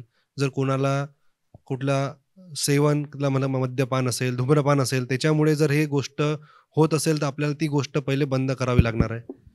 तसंच आपल्याला शुगर, ब्लड प्रेशर, कोलेस्ट्रॉल असे काही आजार असतील तर आपल्याला त्या संबंधित आपल्याला औषधं त्यांना घेऊन आपल्याला त्यांची ट्रीटमेंट करावी लागेलच. तर मूळ आहे. त्याच्यानंतर तसं की आपलं खानपानामध्ये बदल जे असतील, आपल्या जर सवयी असतील, आपली स्लीप सायकल असेल की जी आपली प्रॉपर आपली रात्री 7-8 घंट्याची झोप झाली पाहिजे, जर ती होत नसेल त्याच्यामुळे सुद्धा आपल्याला हा आजार जमत असेल तर आपल्याला आपली झोप प्रॉपर घ्यावी लागणार आहे. त्यासोबतच काही लोकांना थोडंफार आपण कधी कधी कमी डोजेसमध्ये कधी कधी जर झोप येत नसेल योग्य प्रकारे, कधी खास करून ज्यांचं वय जास्त असते, जसं 60-70च्या पुढे वय असते, तर त्यांना काही प्रमाणात काही दिवसासाठी आम्ही डॉक्टर्स स्लीप मेडिसिन्स जे असतात त्या प्रिस्क्राईब करतो आपण त्यांना, की त्यामुळे त्यांची ॲटलिस्ट एकदा झोप थोडीशी रेग्युलरमध्ये यायला पाहिजे आणि त्यांचं सायकल व्यवस्थित झाल्यानंतर आपण त्यानंतर बंदसुद्धा करतो. तसंच आता एक सरांनी सांगितलं CPAP म्हणून असते, CPAP मशीन असते. CPAP मशीन म्हणजे काय असते की ते आपल्याला एक मास्क असतो, तो आपल्याला तोंडावर लावतात आणि त्यांनी आपल्याला कंटिन्युअसली ऑक्सिजन म्हणजे हवा आपल्या फेफड्यांमध्ये जाते. त्याच्यामुळे जे आपण सांगितलं की जे आपली श्वासनलिका असते ती आकुंचन पावते, ते आकुंचन पावत नाही आणि त्याच्यामुळे आपलं जे घोरणं असते किंवा आपली झोप उडते कधी कधी आणि जे श्वासोश्वास थांबतो काही वेळासाठी तर ते थांबत नाही. त्याच्यामुळे कंटिन्युअस ऑक्सिजन जर गेलं तर आपल्याला झोपसुद्धा शांत लागते आणि जे आपल्या घोरण्याचं प्रमाण आहे ते सुद्धा कमी होतं. तर हे जे ट्रीटमेंट आहे ही ज्यांना खूपच जास्त सिव्हिअर प्रमाणात ज्यांना स्लीप ॲपनिया असतो, OSA असतो, त्यांना ही देण्यात येतो. पण जर मूळ कारण जे असते आपल्याला ते आपल्याला पहिले ट्रीटमेंट घ्यावी लागेल आणि तेच आपल्याला पहिले दुरुस्त करावं लागेल पहिले. सायकॅट्रिक इलनेसेससुद्धा फार यामध्ये जे सायकोलॉजिकली लोक डिस्टर्ब असतात किंवा त्यांच्या घरामध्ये आजकाल असं झालेलं आहे की एखाद्या मुलीला सायकॅट्रिक इलनेस सिझोफ्रेनिया आहे, तर ती मुलगी मग घरामध्ये बरेचसे प्रॉब्लेम तयार करते किंवा तो मुलगा तसे प्रॉब्लेम तयार करतो आणि मग ते इतर कुटुंबीय असतात, आई किंवा वडील मरण पावले कोविडमध्ये आणि ते फ्रस्ट्रेशन झालं, मग ते असे बरेचसे असे प्रॉब्लेम असतात की ते आपल्याला बघायला पाहिजे. नुसतं झोपेच्या गोळ्या आपण दिल्या, आपल्याकडे कसं असते की पेशंटाला साहब मुझे नींद की गोळी चाहिए, झोपेच्या गोळ्या पाहिजे त्यांना, आणि ते मग आपण देतो बेन्झोडायझेपिन्स आहे किंवा आणखी एसिटाडोलॉम, अँटी एन्झायटी ड्रग्स ह्या सगळ्या देतो. मग त्यांना सवय लागते आणि बरेचदा एकदा तुम्ही मानसोपचार तज्ज्ञाकडे गेल्यानंतर ते सुद्धा तुम्हाला त्या गोळ्या लिहून देतात आणि मग ते पेशंट सांगतात की डॉक्टर साहेब ये गोळी मत बंद करो. म्हणजे तुम्ही बीपीच्या गोळ्या ते घेणार नाहीत, शुगरच्या गोळ्या घेणार नाहीत, शुगरच्या 2-2, 3-3 महिने बीपीच्या गोळ्या घेणार नाहीत, डायबिटीजच्या गोळ्या घेणार नाहीत आणि त्यामध्ये त्यांना इम्रेज होऊ शकतो, पॅरालिसिस होऊ शकते, हार्ट अटॅक येऊ शकतो, किडनी प्रॉब्लेम होऊ शकतात, सिव्हिअर आजार होऊ शकतात. पण त्यांना जास्तीत जास्त महत्त्व कशाचं असते की नींद की गोळी मुझे मत बंद करो. माझ्याकडे एक लेडी नेहमी येते, तिला मी नावच दिलं आहे डेप्सोनिल. ती नेहमी सांगते की मुझे ये डेप्सोनिल की गोळी बंद मत करो, नाही तो मैं आपके पास आऊंगी नाही. आणि मग ती कसे तरी करून खात राहते. ते असे बरेचसे ॲडिक्टही होऊन जातात त्याच्यामध्ये. आणि काही लोक अल्कोहोल घेतात, बरेचसे लोक. बरोबर. दारूचं प्रमाण जास्त की आता म्हणजे आणि बरेचसे लोक, श्रीमंती लोक, मध्यमवर्गीय लोक, गरीब लोक त्यामध्ये त्याचा असा सहारा घेतात आणि अल्कोहोलमुळे मग पुन्हा बरेचसे जे प्रॉब्लेम निर्माण होतात आणि मग इट इज अ विशेष सायकल. त्यामध्ये बरेचसे मग जसे फिल्म स्टार लोक आहेत किंवा श्रीमंत लोक आहेत, गरीब लोक आहेत, मग आता यंग जनरेशन फॅशन म्हणून सुरू करतात बिअरपासून आणि नंतर मग विस्कीवर संपतात आणि मग ते सगळे सिरोसिस, लिव्हर, पोर्टल हायपरटेन्शन असे सगळे आजार होतात. तर लठ्ठपणा आणि कॅन्सर संबंधी मगाशी यांनी मला प्रश्न विचारला होता, त्यामध्ये सांगायचं सुटलं माझं. तर लठ्ठपणा आणि कॅन्सरमध्ये पोटाचा कॅन्सर, स्टमकचा कॅन्सर, नंतर पित्ताशयाचा कॅन्सर, मोठ्या आतड्याचा कॅन्सर, स्त्रियांमध्ये गर्भाशयाचा कॅन्सर आणि माणसामध्ये प्रोस्टेटचा कॅन्सर यांचा सरळ संबंध याच्याशी लठ्ठपणाशी आहे.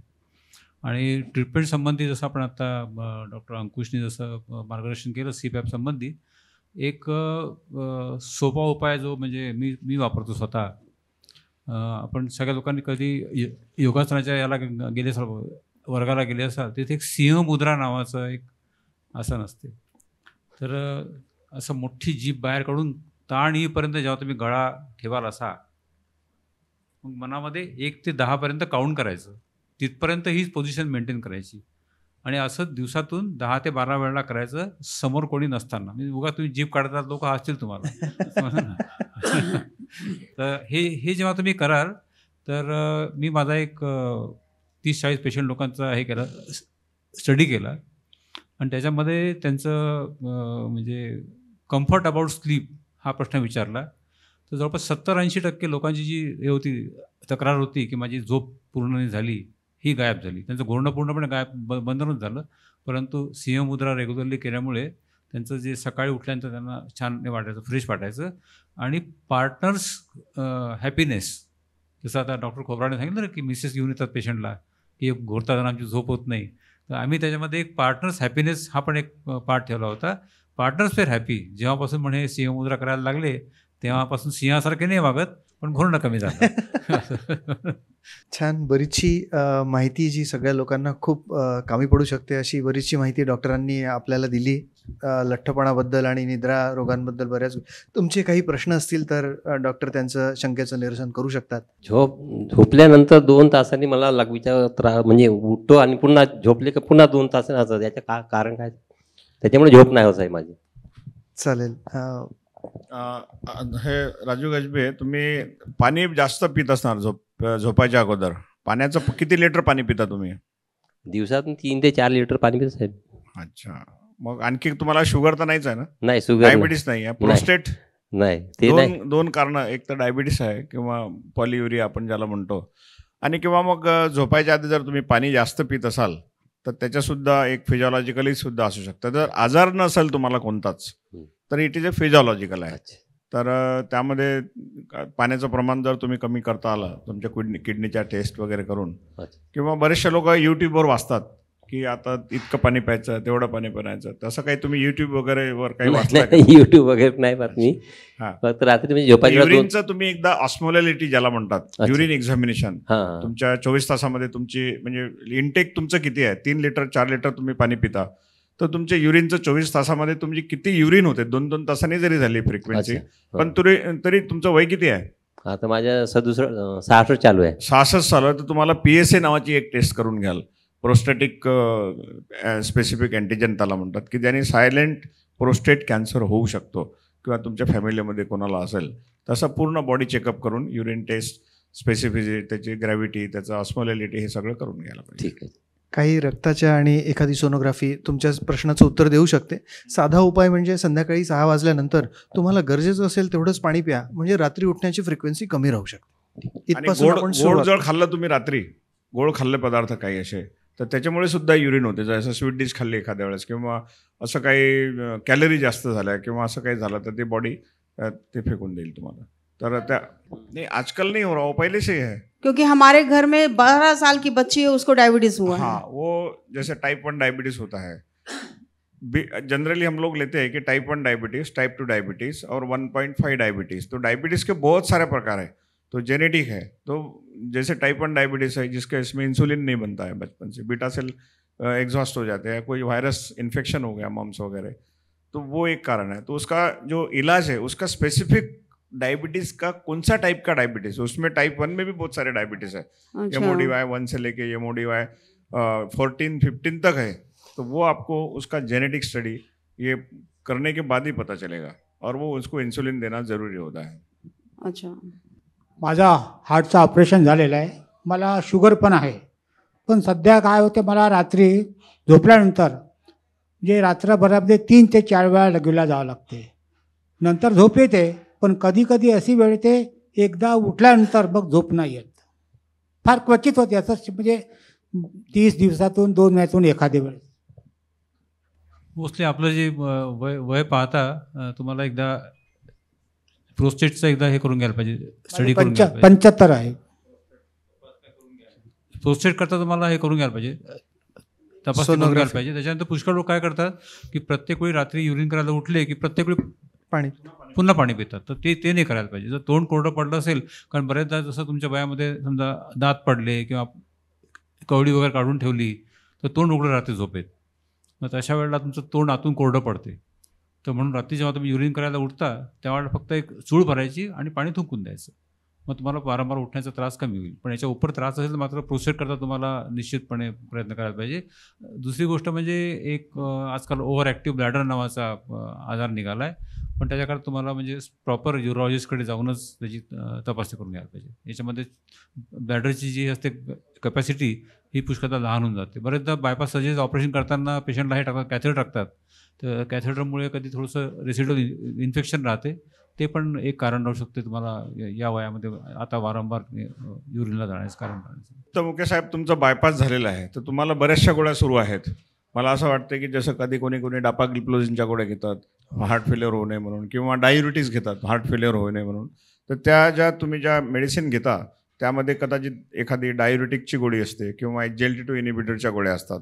तर त्या गोळ्यांमध्ये सुद्धा युरिन जास्त होते. तर त्या तुमचे जे ट्रीटिंग डॉक्टर्स आहेत, तुम्ही त्यांना विचारा, किंवा गोळ्या तुम्ही किती वाजता घेता, किती वाजता घ्यायला पाहिजे डॉक्टरांच्या सल्ल्याप्रमाणे. जसं डायुरिटिक आम्ही देताना सायंकाळी देत नाही पेशंटला, ज्यांनी युरिन जास्त होते, किंवा मग SGLT2 इनिबिटर, डापाग्लिप्लोझिन ह्या ज्या गोळ्या असतात. आजकाल प्रत्येक पेशंटला आम्ही देतो डायबिटीजच्या किंवा हार्ट फेल्युअरच्या. तर त्यामुळे सुद्धा तुम्हाला ते एक असू शकते. तर ह्या मेडिसिन सुरू झाल्यामुळे की आणखी काही बरेचसे लोक घरगुती उपाय करतात, त्याच्यामुळे सुद्धा बरेचसे असं होऊ शकते. काही आयुर्वेदिक घेतात, त्याच्यामुळे होते. तर 3-4 कारणं तुम्ही शोधून काढा. तर त्यापैकी, आणि झोपताना मग पाणी कमी प्या. आणखी काही कोणाला प्रश्न असतील? महिला विभाग, वावरे साहेब, वसंत वावरे साहेब, काही प्रश्न? लठ्ठपणा आणि निद्रानाश याचा संबंध आहे, परंतु निद्रानाश तरी लठ्ठ जरी नसलं तरी निद्रानाश असतोच. म्हणजे समजा माझ्यासारखा एखादं काही पुस्तक वाचत असेल, माईक पुस्तक वगैरे वाचत असताना सहसा मला होतं की आता ते डॉक्टर अभिजित सोनवणेचं पुस्तक वाचत होतो. त्याच्यातले काही प्रसंग असे आहे का मला झोपच येत नाही, मग ते आठवतात सारखे सारखे. बरेच वेळा असं होते वाचत असताना सुद्धा ते आठवायला होतं आणि मग झोप लागत नाही 2-2, 3-3 वाजेपर्यंत. मग कधी झोप लागते असंही होते. एखादा आपण मोबाईल पाहताना एखादा चित्रपट असेल किंवा तर त्याचेही काही असे हे राहते, त्याच्यामुळं सुद्धा झोप लागत नाही. मग याच्यासाठी काय करायचं? हा निद्रानाश तर होतोच. नाही, हा निद्रानाश नाही म्हणता येत त्याला इन्सोमनिया म्हणता येत नाही. तो कंडिशन झाला. तुम्ही त्याच दिवशी जे एका दिवसाचं आहे ते दररोजचं नाही आहे तुमचं रुटीन. एखाद्या दिवशी तुम्हाला चांगली कादंबरी मिळाली, तुम्ही वाचत राहाल, सकाळी 4 वाजेपर्यंत आपण आणखी काय असं राहते. पण दुसऱ्या दिवशी तसं नाही होणार. दुसऱ्या दिवशी तुम्ही एखाद्या रिसेप्शनला गेला, तिथून जेवण चांगलं भरपूर झालं, गुलाबजामुन खाल्ले, आईस्क्रीमही खाल्लं, तुम्ही घरी येता बरोबर तुम्हाला झोप लागते लवकर. म्हणजे तुमच्या मेंदूला आवश्यक जे आहे ग्लुकोज ते मिळालेलं आहे आणि तुमचं मनसुद्धा तृप्त झालेलं आहे. जेव्हा मन तुमचं उत्सुकता आहे तुमच्या मनामध्ये, पुढची काय होईल किंवा तुम्हाला उद्या सकाळी प्रवासाला जायचं आहे कुठेतरी, विमान सकाळी 6 वाजताचं विमान आहे, तुम्हाला 4ला उठायचं आहे, तर आपोआप मेंदू तुमचा मेंदूसुद्धा ॲक्टिव्ह होत राहतो. तर झोप याला आपण निद्रानाश नाही म्हणू शकत. डिप्रायव्हेशन आहे थोडंसं तुम्हाला झोपेमध्ये. म्हणजे एखाद्या दिवशी आपण भरपूर जेवण करतो, एखाद्या दिवशी फार उपाशी राहतो, उपास करतो, त्यासारखा तो प्रकार आहे. It is a physiological process.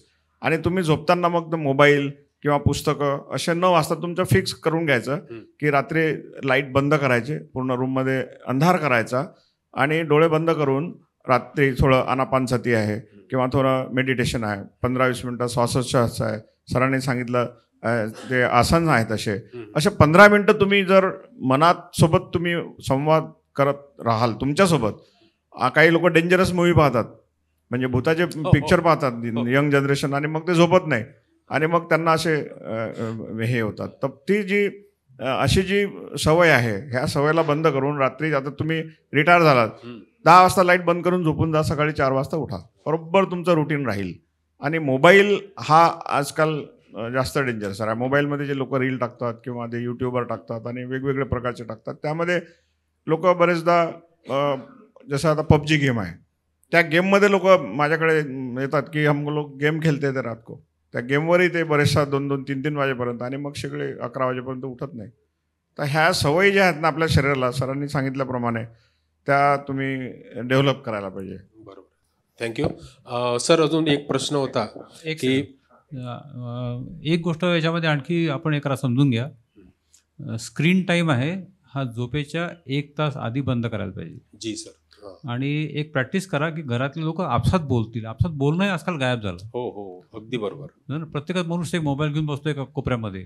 तर रात्रीचं जेवण झालं की कृपा करून जेवणाच्या टेबलावर जेवण झालं लगेच उठू नका, आपसामध्ये बसा आणि आपसात बोला.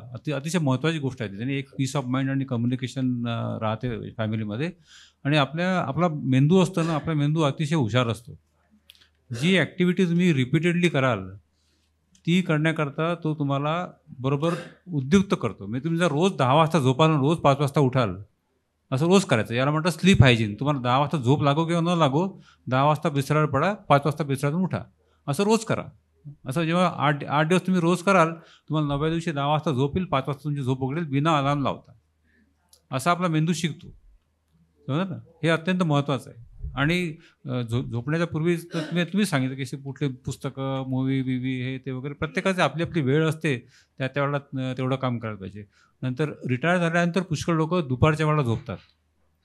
तर दुपारची झोप जी रेकमेंडेड झोप आहे after the age of 65 years, सगळ्या महिलांनी चांगल्या प्रकारे ऐकावं. After the age of 65 years दुपारी 1 तास झोपायला पाहिजे.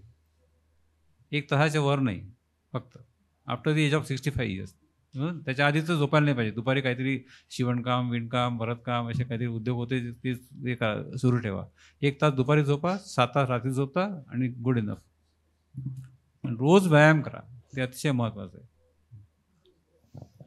चालेल.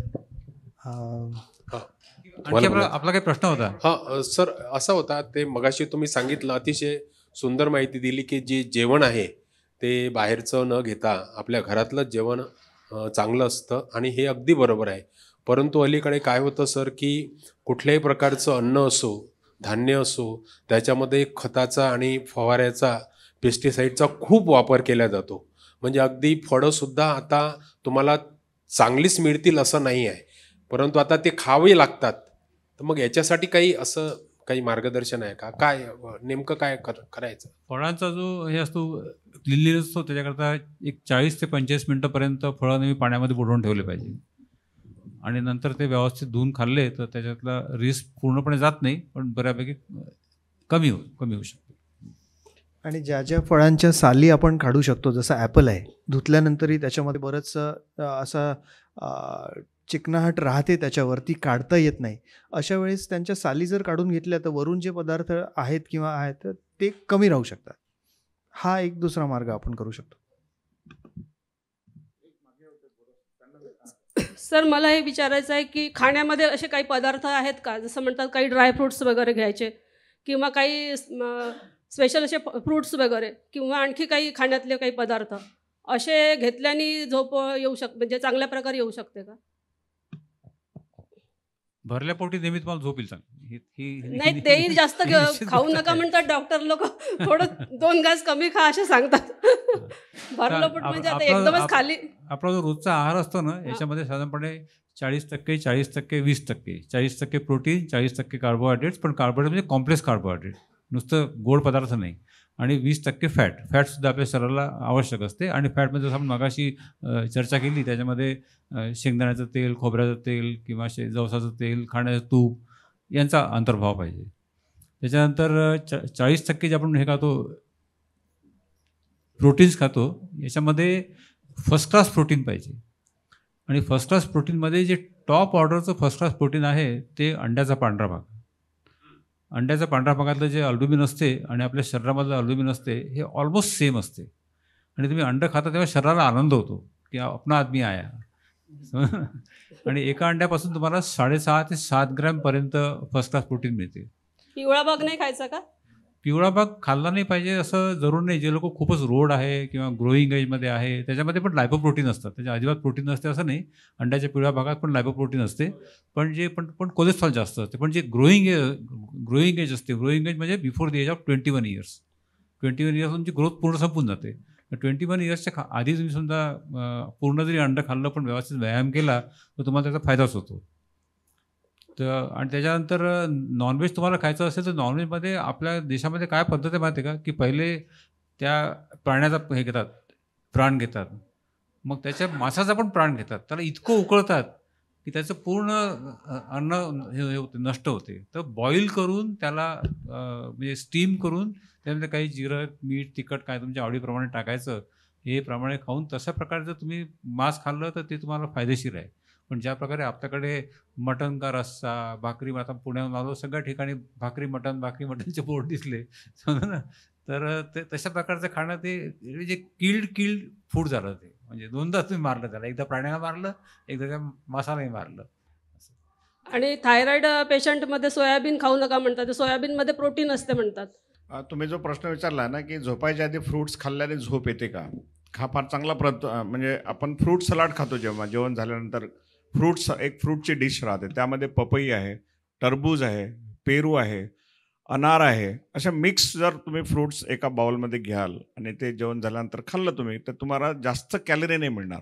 पण तुम्ही जर ड्राय फ्रूट खाल्ले, काजू, बदाम, हे ज्यामध्ये ऑइल असते आणि त्यामध्ये कॅलरी जास्त असतात. आता तुमच्या जेवणामध्ये 2000 कॅलरी ऑलरेडी घेतलेल्या आहेत आणि त्यामध्ये ड्रायफ्रूट्स तुम्ही 100 ग्राम जर काजू खाल्ले तर त्यामध्ये तुम्हाला जवळपास 600 कॅलरी मिळतात. 600 कॅलरीज त्या एक्स्ट्रा होतात. आणि त्यामध्ये ऑक्झॅलेटसुद्धा असतात काजूमध्ये, बदाममध्ये. तर ऑक्झॅलेट नेफ्रोपॅथी किंवा किडनीवर सुद्धा त्याचे दुष्परिणाम होतात. तर सगळ्यात जास्त जर तुम्हाला आवडत असेल तर पपई, ज्यामध्ये औषधच असतात पपईमध्ये, पपई आहे, पेरू आहेत, अनार आहे, किंवा आपलं नाशपत्ती ज्याला बब्बूकोश म्हणतात, किंवा आलूबुखार किंवा ग्रेप्स, असे जर तुम्ही मिक्स घेतले दररोजचे थोडे रात्री झोपायच्या आधी 1 बाउल, तर तुम्हाला चांगली झोप येऊ शकते. कारण त्यामध्ये जसे ग्रेप्स आहेत त्यामध्ये रोझुराट्रॉल नावाचा एक अँटीऑक्सिडंट आहे. प्रत्येक ठिकाणी तुम्हाला निसर्गाने एक अँटीऑक्सिडंट दिलेला आहे. तर असे फ्रेश फ्रूट्स लोकांना आवडत नाही जनरली, ड्रायफ्रूट खातात ते. तर ड्रायफ्रूट खाताना टेस्टी लागतात तुम्हाला, काजू आहे, बदाम आहे, पिस्ता आहेत, ह्या सगळ्या. आणि त्या काजू खाल्ल्यापेक्षा तुम्ही जर शेंगदाणे खाल्ले थोडे भाजलेले, तर त्यामध्ये तुम्हाला थोडी झोप येऊ शकते. एक वाटी जर तुम्ही शेंगदाणे खाऊन बघा रात्री झोपायच्या वेळेला, तर तुम्हाला आपोआप चांगली झोप लागते. कारण त्याच्यामध्ये प्रोटीनसुद्धा आहे आणि हे सुद्धा आहेत आणि जास्त कॅलरी नाही राहत ॲज कम्पेअर टू काजू. तर असे तुम्ही दररोज नियम करा की जेवणाच्या नंतर एक फ्रूट डिश काहीतरी खायला पाहिजे, पण ते आईस्क्रीम न टाकता. कारण तुम्ही एक आईस्क्रीम खाल तर तुम्हाला 40 सफरचंद एवढं साखर मिळेल. एक माणूस 40 ॲपल खात आहे आणि एक माणूस एक आईस्क्रीम खात आहे कँडी, तर दोघांचा सारखाच प्रमाण आहे साखरेचं. तर असे आईस्क्रीम किंवा स्वीट हे न खाता जर तुम्ही फ्रूट्स खाल्ले हे जास्त चांगलं आहे. सर तुम्ही थायरॉइड आणि सोयाबीनचं सरांनी सांगितलं नाही, न्यूट्रीला चंक्स वगैरे येतात तर ते खायचेच नाही का? पॅकेट बंद येतात आजकाल. आधीच सांगितलं की बाहेरचं घरात आणूच नाही काही. बाहेरचं म्हणजे तुम्ही आणता ते व्यापाऱ्यांसाठी आहे, म्हणजे व्यापाऱ्यांचं पोट भरण्याकरता तर तुम्ही ते खाताय, तर ते घ्यायचंच नाही. तुम्ही मार्केटमध्ये जा सायंकाळी, फ्रेश फ्रूट पहा तिथे कोणते कोणते आहे. टरबूज आहे, पपई आहे, अनार आहे, बनाना आहे, ॲपल आहे. ह्या सगळ्यापैकी थोडं थोडं थोडं थोडं तुम्ही खा, तर तुम्हाला आजारसुद्धा नाही होणार आणि अँटीऑक्सिडंट तुम्हाला जास्त मिळतील आणि तुम्ही नेहमी ताजेतवाने दिसाल, फळांसारखे फ्रेश राहाल तुम्ही. नहीं, फल्ली दाना अच्छा है बीपी के लिए. फल्ली दाना जैसे आपने मार्केट से लाया, अभी मार्केट में फल्लियाँ मिल रही है, उसको आप लेके आओ, उसको थोड़ा रोस्ट करो और वो फल्ली दाने आप निकाल के खाओ अपने हाथ से 1 कटोरी. आपका बीपी बढ़ेगा नहीं उसमें, क्योंकि सॉल्ट नहीं है उसमें. बीपी बढ़ता है सोडियम क्लोराइड से, जो नमक होता है. हाँ, कुछ लोगों को उसमें नमक डालने की आदत है, तो बीपी बढ़ेगा सोडियम क्लोराइड से. सोडियम अपने सेल के अंदर जाएगा, स्वेल होता है. जैसे सर ने बताया कि अचार है, अचार में नमक कितना जाता है, तेल कितना जाता है, तो मूंगफली से कभी नहीं आपका बीपी बढ़ेगा. ये लिख लीजिए आप, किताब की मैं बता रहा हूँ आपको सब. और सबसे तेल भी जो खाना है वो फल्ली का ही तेल अच्छा होता है, ऑलिव ऑयल, और दूसरा है ग्राउंडनट ऑयल. जवस का तेल भी अच्छा है, लेकिन खोबरेल तेल में ज़्यादा फैट रहता है, सैचुरेटेड फैट. कोई भी ऑयल, सब कमर्शियल जितने भी ऑयल है ना, वो सब पैसा कमाने के लिए बने हैं, उसमें कुछ नहीं है. और कुछ लोग एक नमक होता है जो सेंधा नमक बोलते हैं उसको, रॉक सॉल्ट, तो दोनों का फार्मूला सेम है. सोडियम क्लोराइड उसमें भी है और सोडियम क्लोराइड नमक टेबल सॉल्ट में भी है, तो दोनों सेम डेंजरस है. सिर्फ एक रिफाइंड है, जैसे अपन बिस्लरी का पानी पी रहे हैं और सादा पानी पी रहे हैं किसान लोग, पानी पानी है बट वो रिफाइंड है. और रॉक सॉल्ट जो बनता है that is also sodium chloride. नहीं तो बहुत बात लोग बोलते हैं हम सेंधा नमक खा रहे हैं, ये खा रहे हैं, वो खा रहे हैं, लेकिन आप उसके बारे में ये पक्का समझ लो कि कोई भी सोडियम शरीर में जाता है तो सोडियम क्लोराइड जो होता है वो उससे ब्लड प्रेशर बढ़ता है. और आप पत्रकार हैं, आप लेट सोते हो, उससे भी शेंगदाने से कभी नहीं बढ़ेगा बीपी, आपके टेंशन से बढ़ेगा कि पत्रकार लोग हैं, जगते रहते हैं रात भर. फिर बाद में अल्कोहल भी होता है, सॉल्ट भी होता है, काजू भी होते हैं सब, और खाना भी एक्स्ट्रा होता है, तो बीपी इससे बढ़ता है. धन्यवाद सर. सर एक 2 गोष्टी तुम्हाला सांगायच्या राहिल्या. 3 शब्द पाठ करा. पाठ, पोट, कंबर. बरोबर आहे? पाठ, पोट, कंबर हे 3 गोष्टी सुटल्या म्हणजे ब्लड प्रेशर, डायबिटीज, कोलेस्ट्रॉल अंदर झालं. ओके, सो पाठ, पोट, कंबर is equal to blood pressure, diabetes आणि कोलेस्ट्रॉल. आणि दुसरी महत्त्वाची गोष्ट मी तुम्हाला डेमॉन्स्ट्रेट करून दाखवतो की कशा प्रकारे चालावं. ठीक आहे, हे तुम्हाला चालून दाखवतो. कृपा करून ह्याचा अवलंब करा चालताना.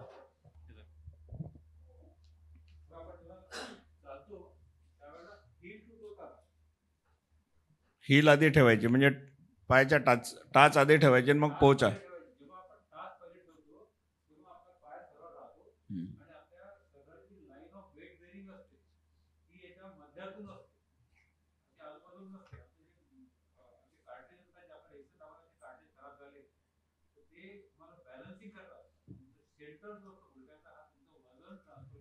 चला आता 4:30 झालेले आहेत, आपली वेळ संपत आलेली आहे. Let's conclude. वेळेअभावी आपल्याला कार्यक्रम आता आटोपता घ्यावा लागेल. लास्ट क्वेश्चन घ्या. सर, खाना खाने के पहले में बार बार पेशाब होना और बार बार प्यास लगना, ये क्या डायबिटीज के लक्षण है क्या? और दूसरी बात, जैसा कोई टेंशन आया तो इसके कारण भी डायबिटीज हो सकता क्या? इसका उपाय बताइए. हाँ, बार बार ये डायबिटीज़ के लक्षण है. जैसे डायबिटीज़ में हम लोग बोलते हैं कि polyuria, polyphagia, polydipsia, persistent loss of weight और प्रोराइटस, ऐसे 5 P होते हैं उसमें. तो जो आपका वजन मान लो अभी 50 किलो है और 2 महीने के अंदर और 2 किलो कम हो गया, 48 हो गया, तो वजन कम होना, बार बार पेशाब को जाना, ये डायबिटीज़ के लक्षण में आते हैं. और ज़्यादा प्यास लगना, ज़्यादा पानी पीने की इच्छा होना, ये डायबिटीज़ के लक्षण होते हैं। और टेंशन से भी डायबिटीज़ होता है, स्ट्रेस इंड्यूस डायबिटीज़। जितना स्ट्रेस रहेगा आपको, तो स्ट्रेस के कारण क्या होता है कि अपने बॉडी में किडनी के ऊपर एड्रेनल ग्लैंड होती है, उसमें कॉर्टिसोल लेवल ज़्यादा बढ़ता है। जैसे ड्राइवर लोग हैं उनको ज़्यादा टेंशन रहता है, और कंडक्टर लोगों को कम टेंशन रहता है। पायलट उनको ज़्यादा टेंशन रहेगा, एयर होस्टेस को कम टेंशन रहेगा। एक सर्जन है और एक पैथोलॉजिस्ट है। सर्जन आपको ऑपरेशन कर रहा है तो उसका स्ट्रेस लेवल, कॉर्टिसोल लेवल ज़्यादा रहेगा। तो स्ट्रेस में डायबिटीज़ होता है। जैसे ब्लड प्रेशर है, और ब्लड प्रेशर डायबिटीज़ से दोनों जुड़वा लोग है, ये जो जुड़वा भाई है। और डायबिटीज़ को तो मैं हमेशा लीडर बीमारी बोलता हूँ, सोशल, वो सोशल है, अकेला नहीं आता कभी, वो 4-5 लोगों को साथ में लेके आता है। डायबिटीज़ एक बार जिसको हो गया तो उसको रेटिना भी खराब करेगा, उसके बाद में हार्ट, स्ट्रोक, किडनी, या वो डायबिटीज़ के जिसने भी लिपिड्स है, कोलेस्ट्रॉल, सब लेके आता है डायबिटीज़। तो डायबिटीज़ को हम लोग बोलते हैं सब बीमारियों की जननी बोलते हैं। तो आपको जो सिम्टम्स आ रहे हैं, आपने बताया कि टेंशन आने के बाद में यूरिन को जाना, स्ट्रेस, इनकॉन्टिनेंस होना, जैसे कोई पुलिस का कुछ कॉल आया है कि नहीं आपको पुलिस स्टेशन में बुलाया गया, तो आपका हार्ट रेट अपने आप बढ़ जाता है, स्ट्रेस लेवल अपने आप बढ़ जाती है, टॉयलेट जाने की इच्छा होती है। तो these are all symptoms of sympathetic over activity. अपने बॉडी में 2 सिस्टम है, सिंपैथेटिक और पैरासिम्पैथेटिक। सिंपैथेटिक अपने को अलर्ट रखती है, और पैरासिम्पैथेटिक जैसे आपने खाना खा लिया, 2-3 गुलाब जामुन खा लिया, आइसक्रीम खा लिया, आपको नींद आने लगती है, तो पैरासिम्पैथेटिक सिस्टम अपनी काम कर रही है। तो दोनों का बैलेंस रखना अपने माइंड का काम है। और कोई सिम्टम्स हाथ में हो गए तो उसका इलाज इन्वेस्टिगेशन करके डॉक्टर के पास जाके आप उसका बीमारी क्या है एक्चुअल में, वो आपको डॉक्टर ही बता सकते हैं इन्वेस्टिगेशन के बाद में, यूरिन एग्जामिनेशन, वो सब जरूरी होगा। तो आई think this was the last question. धन्यवाद सर। Thank you sir. मैं सभी लोगों का धन्यवाद कहना चाहूँगा। Suryavanshi sir, PK Deshpande sir, Khobragade sir, Somvanshi sir, PK Deshpande sir, Khobragade sir, doctor Toshniwal, आप सब लोग जो दोपहर के समय में लंच के बाद में इतना समय निकाल के लिए आए, पेशेंटली आपने सब बातें सुनी, आपके सारे सवालात, आय होप की आपके सबके तुमच्या सगळ्यांच्या प्रश्नांची उत्तरं व्यवस्थितरित्या तुम्हाला मिळालेले असतील। तर मी तुमच्या सगळ्यांचं धन्यवाद करतो आणि हा कार्यक्रम संपला असं जाहीर करतो।